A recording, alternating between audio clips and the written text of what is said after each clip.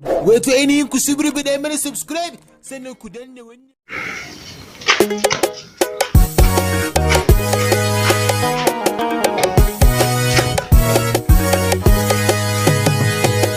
Komai ya zafi daga Allah ne.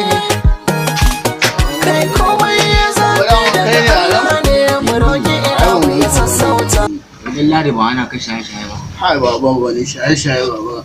Amma kai baka daina cin goro ba kuma gana cewa daina shaye-shaye ka san abun ai ba zai yi ba baba. Oke ba za ka daina shaye-shaye ba sai na ce na daina cin goro. Baba wannan rake ne ballan mun wada. Gora ne wallahi ka san yanzu barayi sun yawa a nan yake ana kishi saboda na kowa kuɗi a gangan. Wai da mun gora ce ni na mata kallon rake na ganta da gaba ke bane ai kai kallon rake da nake so ka gane an dame ni da sata illa da kaki dan suwa.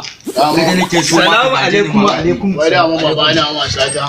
Ni mana mun bi ma wani ma shiga kai ka san barayi ne sun tsane ni ban san me yasa ba ɗazu ma barawo ma ya shigo an kama shi yanzu ma ina ga kamar ɗaya shiga ka san wani abu wai baba kana nufin wanda ya wuce nan barawo ne mana ai jira nake yanzu ka san wani abu da wannan duk wanda ya fito kamace bari shiga ba matsala ba za a wanke shi kakka da mu ba za a wanke shi ai kamar wani ne ya fito kuwa